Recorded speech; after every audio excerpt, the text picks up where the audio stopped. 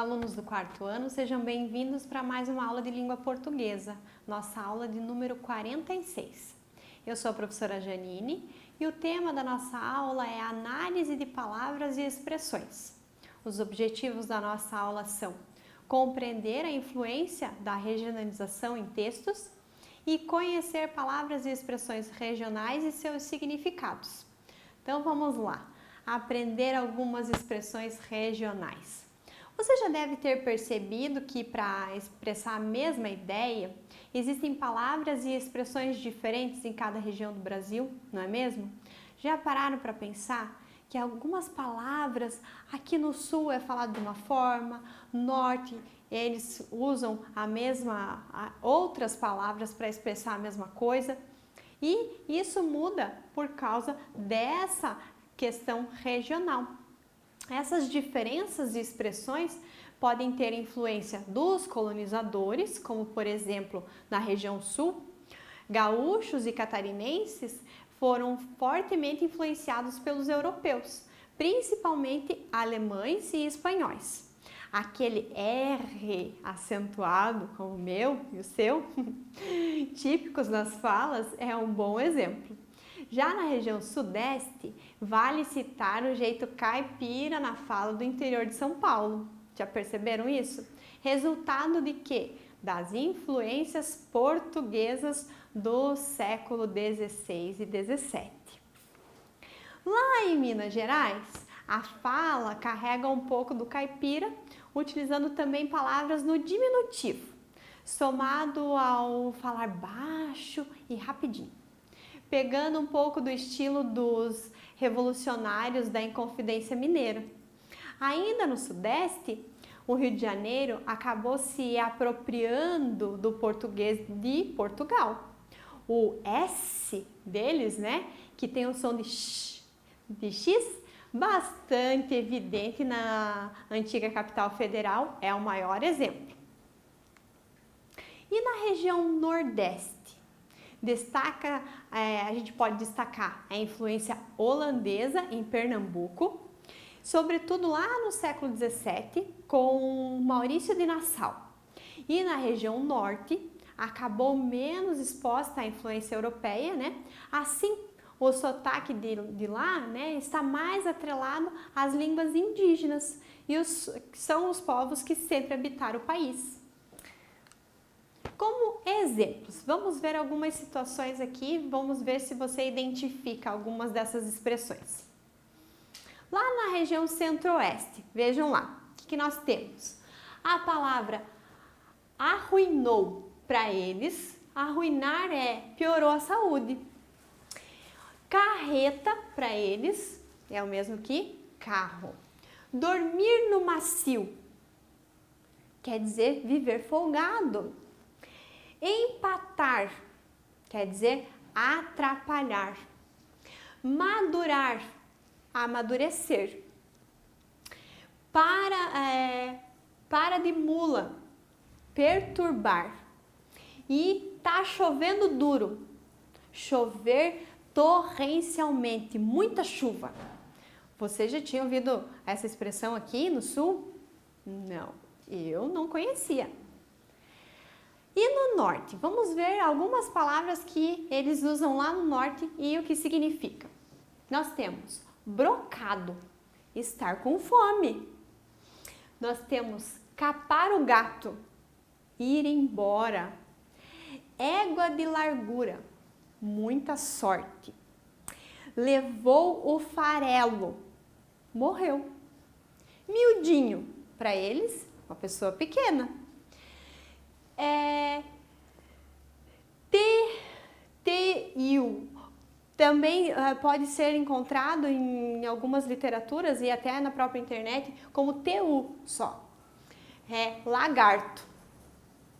Vigia bem, presta muita atenção.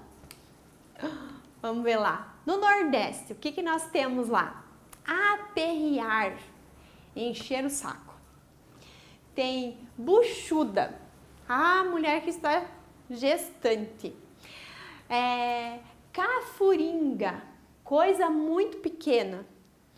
Desmantelar, arruinar. Estrambólico, é uma coisa esquisita, extravagante. Fuzuê, o que é isso? É um barulho, uma confusão. E macambúzio, ouviram falar já? Não, né? Para eles é tristonho, pensativo. Então, vejam só as palavrinhas que eles usam lá, bem diferentes das nossas aqui, né? E aqui na região sul, vamos ver se você identifica algumas delas. Alçar a perna, sabe o que é? Montar a cavalo. E cacetinho, você sabe o que significa? Pão francês. Desabotinado, o que é? Adoidado, estourado.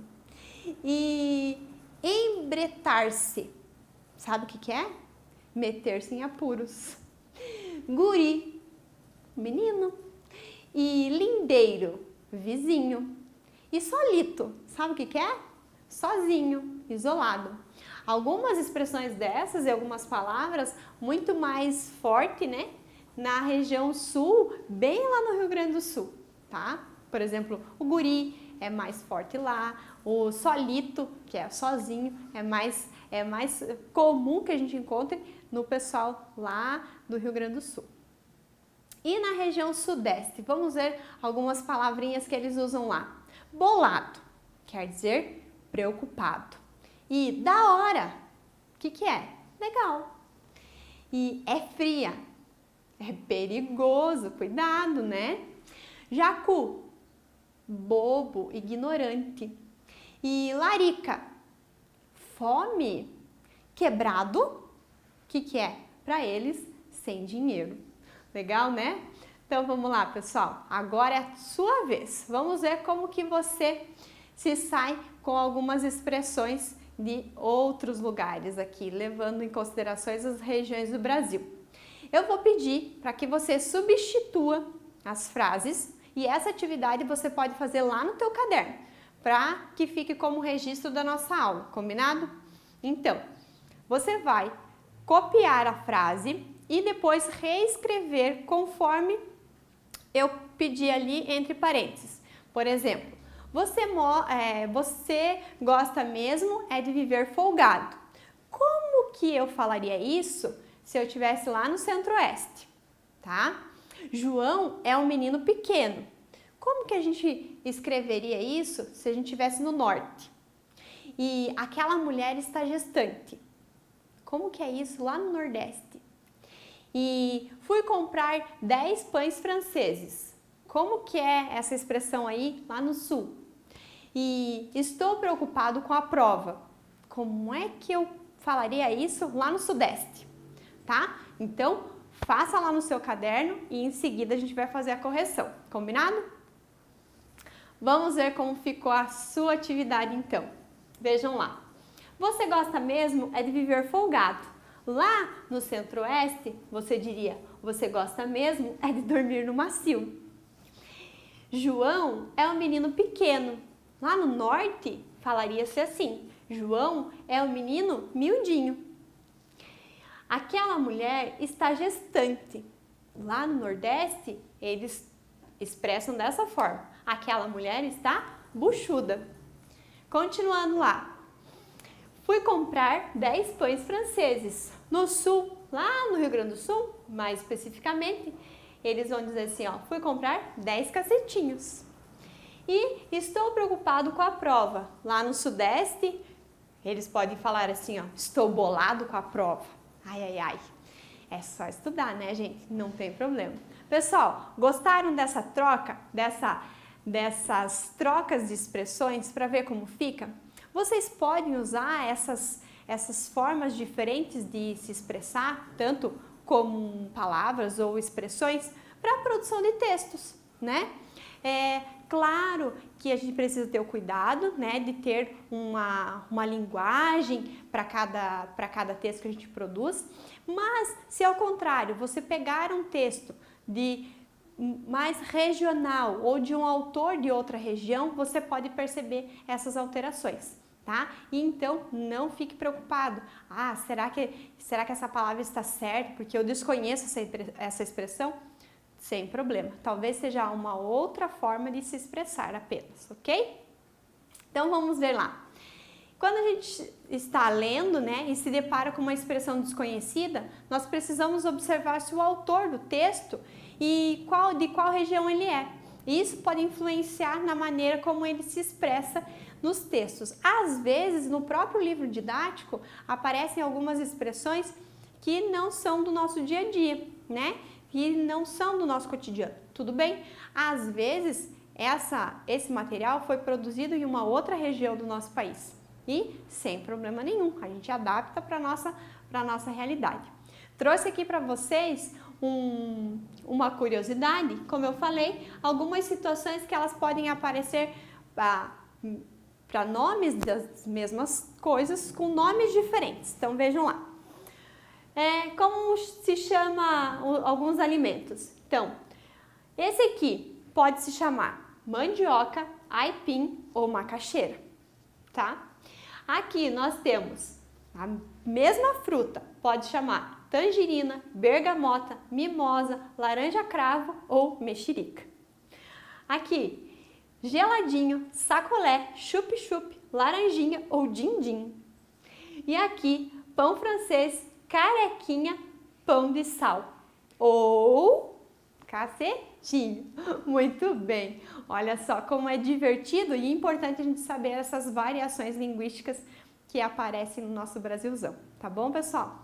Hora do nosso registro no caderno, data de hoje, tema da nossa aula, e vocês podem fazer como registro lá aquela atividade do agora é sua vez, tá? Aquelas 5 frases que vocês transcreveram servem como registro da nossa aula, combinado?